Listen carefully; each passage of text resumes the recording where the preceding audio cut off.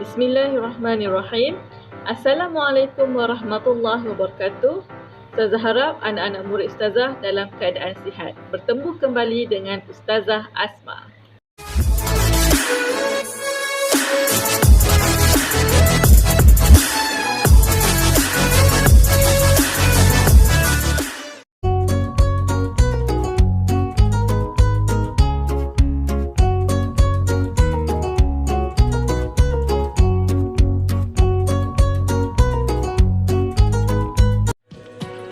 Hari ini kita akan belajar seni bahasa, melafazkan dan mengenal pasti ciri-ciri pantun. Okey, dah bersedia? Okey, untuk kali ini Ustazah nak kamu mengenal pasti ciri-ciri pantun dahulu, baru kita melafazkan pantun. Okey, mari kita tengok ciri-ciri pantun yang terdapat di dalam buku teks. Okey, kalau kamu lihat dia ada 4 rangkap pantun.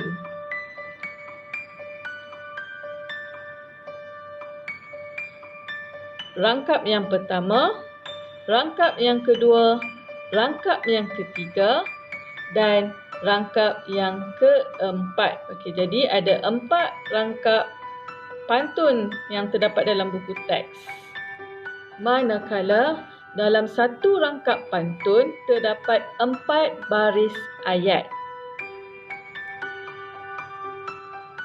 Okey, sekarang mari kita tengok ciri-ciri pantun. Okey, apa yang terdapat dalam pantun adalah rima. Apa maksud rima?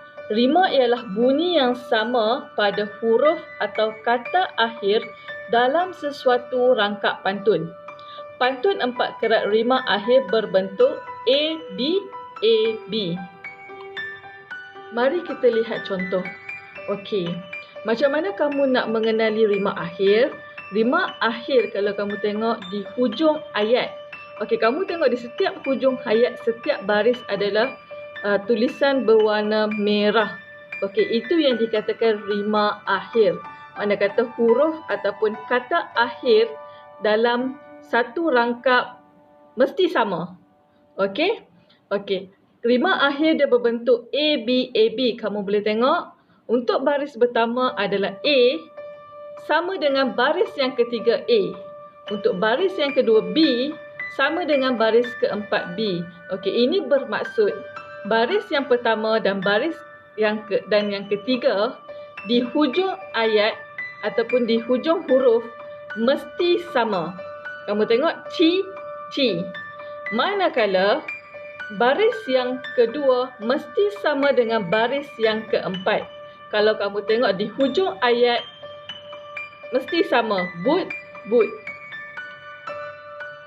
Okey, jadi untuk kita mengenali rima akhir ialah huruf ataupun kata akhir di hujung ayat. Untuk baris yang pertama mesti sama dengan baris yang ketiga. Baris yang kedua mesti sama dengan baris yang keempat. Ciri-ciri pantun yang kedua adalah jeda. Jeda ialah hentian di tengah baris pantun. Okey, mari kita lihat contoh jeda. Okey, kamu lihat sekarang, ni adalah rangkap yang kedua. Okey, di dalam rangkap yang kedua ni, macam mana kita nak kenal jeda? Jeda dia cakap hentian di tengah ayat. Macam mana kita nak kenal pasti hentian di tengah ayat? Dengar ya, tersebut mawar mekar di sinari mentari. Nampak tersebut mawar mekar, kemudian baru Ustazah sambung di sinari mentari. Kamu lihat di tengah ayat terdapat lambang palang. Okey, jeda dengan rima akhir ni sama. Yang membezakan adalah kalau rima akhir dia di hujung ayat ataupun huruf yang terakhir. Kalau jeda dia di tengah ayat. Okey, sama juga konsep A, B, A, B. Okey, baris yang pertama mesti sama dengan baris yang ketiga. Maksudnya perkataan ataupun huruf di tengah ayat mesti sama. Untuk baris yang pertama dan juga baris yang ketiga yang Ustazah tandakan sebagai A. Untuk baris yang kedua, mesti sama dengan baris yang keempat, huruf ataupun perkataan di tengah ayat yang Ustazah tandakan sebagai B. Ustazah harap kamu faham. Ingat, kalau untuk rima akhir, dia mesti huruf ataupun perkataan di hujung ayat, di hujung baris. Manakala untuk jeda, dia mesti di tengah baris. Okey? Rima akhir ataupun jeda sama konsep.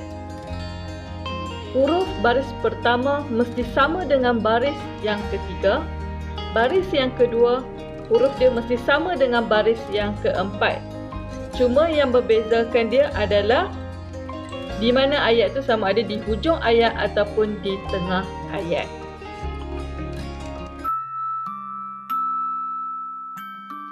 Kini tibalah masa untuk kita melafazkan pantun. Ustazah nak anak-anak murid Ustazah bersama dengan Ustazah melafazkan pantun. Okey, mari kita baca bersama-sama.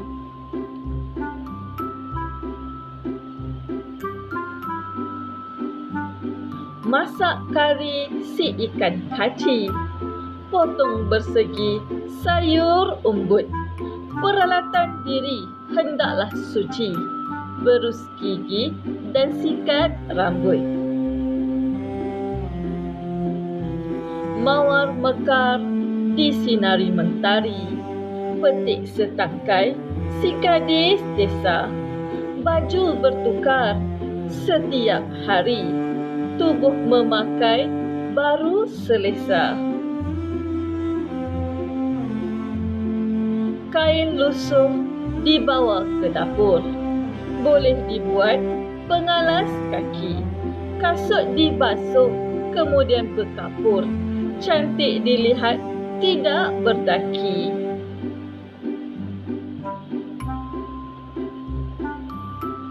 Rumpun pandan melindung telaga, daunnya lebat bertingkat-tingkat. Seluruh badan bersih terjaga, barulah sahabat hendak mendekat. Ustazah harap anak-anak murid Ustazah faham apa yang kita belajar hari ini, iaitu mengenal pasti ciri-ciri pantun dan juga melafazkan pantun.